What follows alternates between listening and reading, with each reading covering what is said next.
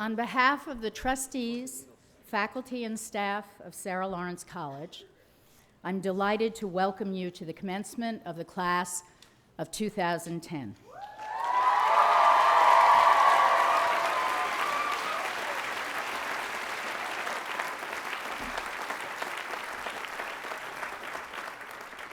Your invitation to graduation, and actually your program, note that we are celebrating our 81st commencement.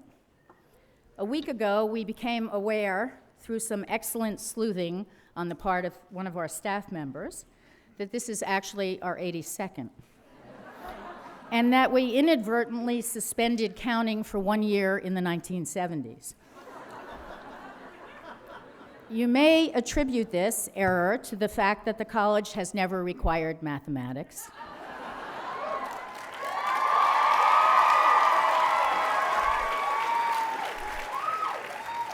Or that now in our 80s we have caught ourselves lying about our age.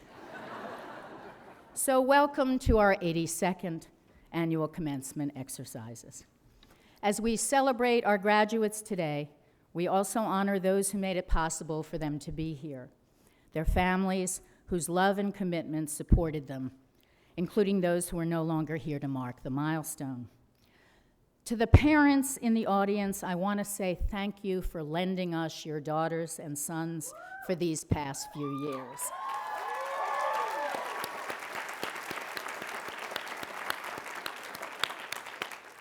The class's rousing response to their parents recapitulates an every bit as rousing response to their teachers and dons during the procession, which makes clear that our graduates recognize that the heart and soul of the Sarah Lawrence experience is the relationship between each student and his or her faculty mentors. At any institution, the quality of the faculty in large part determines the quality of the education. But the artisanal nature of both teaching and learning at Sarah Lawrence makes the student-faculty relationship particularly significant. Handmade and crafted by teacher and student together, the singular education the college offers depends on faculty who understand that people learn in different ways and tempos, and that there is no one path to an educated person. This understanding translates into an extraordinary commitment of time and care. You should also know that the faculty has labored under particularly trying circumstances these past 2 years, and I want to thank them publicly for remaining the most committed teachers within the landscape of American higher education.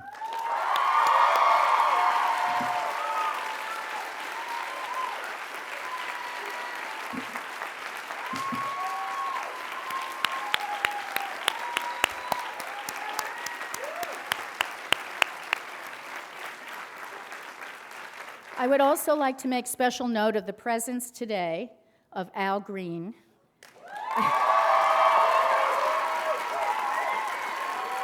our beloved Dean of Studies and Student Life, who recently suffered a very serious injury to his ankle. We waited with bated breath to see if his doctor would allow him to play his traditional role today at graduation, the reading of the names of those graduating. Al, we're so pleased that you are here.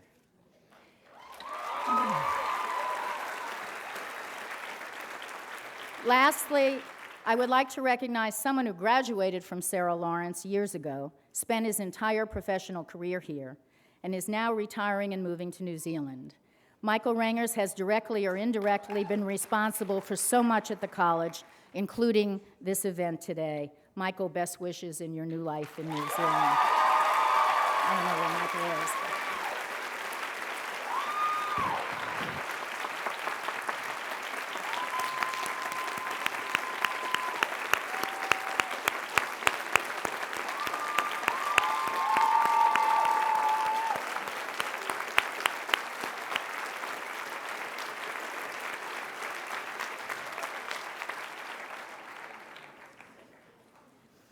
So as we celebrate this 82nd spring commencement, it's worth pointing out that Sarah Lawrence College itself was the idea of a man who had already passed his 80th birthday.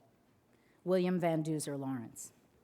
In consultation with his friend and advisor, Henry McCracken, who was the president of Vassar College, he decided to found a 2-year college for women in honor of his wife, Sarah. The Lawrence endowment to the college primarily consisted of Westlands, which is directly behind me, and the surrounding 12 acres. From 1924 to 1926, Mr. Lawrence jotted down ideas for the college in his notebook. He was still planning with enthusiasm in April of 1927 when he wrote his final entry before death prevented him from witnessing the realization of his vision. Quote, "Have ready to start operations," he wrote, and gave a list of what it would take. A working foreman, 3 helpers, 2 horses, 2 carts, harness, tools of all kinds. Under operation, his to-do list read, clear foundation sites, haul stone and sand, carry water and sewer lines, make new roads.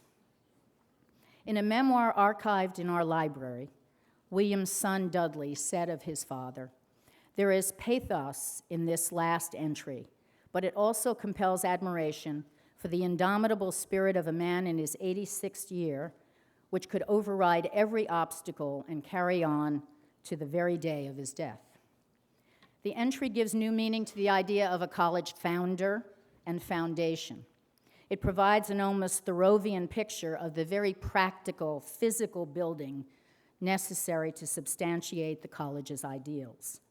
Dudley noted, by the time the plans were completed and contracts let, there was little more than a year left in which to build a college campus complete with dormitories, steam plant, classrooms, kitchens, and dining rooms, not to mention the grounds, roadways, utilities, furniture, and equipment. In retrospect, it does not seem possible that all this could be accomplished, and I feel sure it constituted a speed record in the creation of American colleges. What I find moving in Dudley Lawrence's memoirs is the description of William Van Duzer's bold, even stubborn determination to create something in a space where it had never existed before. Under very improbable circumstances, and this is a quote from Dudley, a new institution without alumni, tradition, or scholastic reputation opened its doors in September 1928 with a full complement of students and a faculty of distinction eager to serve. 210 students had been admitted. For all his initiative, William Van Duzer Lawrence was a man of his time and class. He believed that the Sarah Lawrence education should be only for young women with the financial means to pay tuition. Hence, an endowment was not an issue. He began with very traditional notions of what constituted a woman's education and the woman's sphere. The idea of progressive education as a lever for social change came from Henry McCracken, who was eager to implement John Dewey's progressive ideals and realized the political impossibilities of doing so at his own institution. Lawrence's urgency of purpose, combined with McCracken's vision for the future, produced a radically different college in which students would take control of their own educations.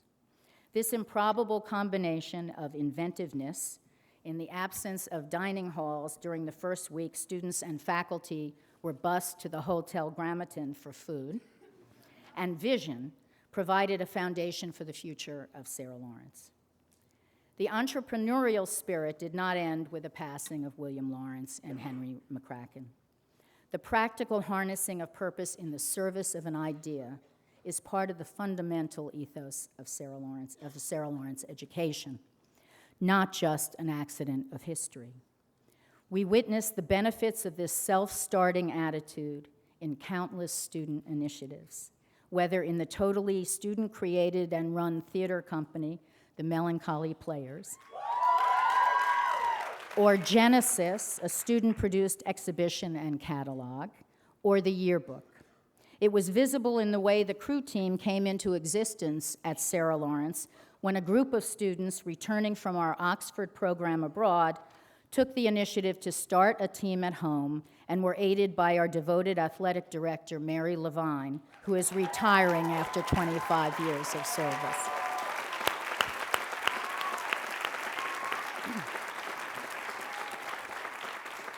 It's visible in every faculty show that the remarkable Shirley Kaplan and the faculty put together in the week preceding graduation as a gift of love to our graduating seniors. And it's visible all over the campus in the various projects that comprise Michael Ranger's legacy. And it was evident in the way Sarah Lawrence College went from a 2 to a 4-year institution in 1931. The students themselves pressured President Warren to seek a new 4-year charter for the school rather than renew the original 2-year charter, since they wanted to continue their studies. In other words, the philosophy that encouraged students to take responsibility for their education produced students lobbying to modify that education. Thank you. This ethos is fundamental to our belief in work that focuses on questions that matter to students rather than assignments made up just to test them. This learning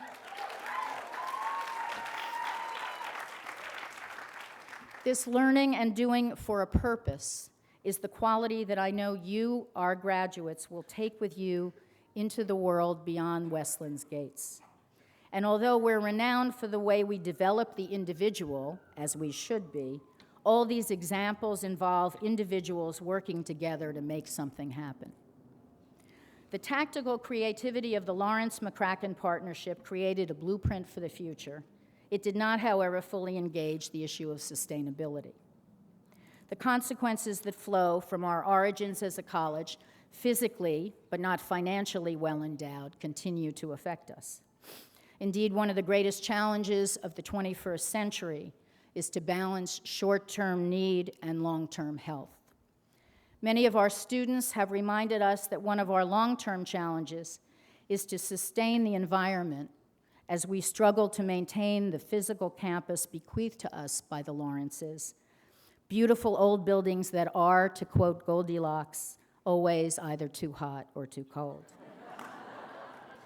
Over the past 3 years, in some form or another, by survey, open mic, or committee, many of you graduating today participated in a strategic planning process that will finally be completed, thank God, next fall.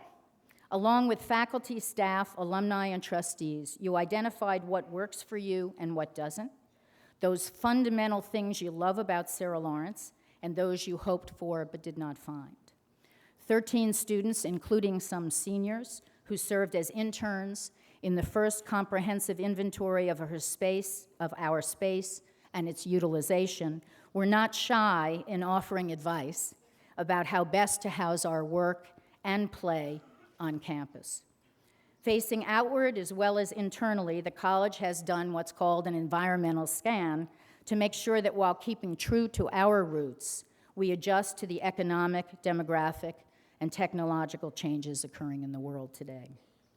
Our strategic goal must be to roll up our sleeves and marshal our entrepreneurial talents to get through the short-term challenges while enhancing our long-term sustainability. In short, we want to ensure that should your children desire to come to Sadie Lou, they will find it thriving and committed to the same core values, because it has the economic might to hold the course, and that they will not need to spend their first year in triples. But that is getting way ahead of the game. You have worked and played very hard in the past few weeks, and it's time now for you to savor this moment. So let me close by fulfilling a Sarah Lawrence tradition, offering a charge to the graduating class, 354 undergraduates, and 144 master's students, our largest in history.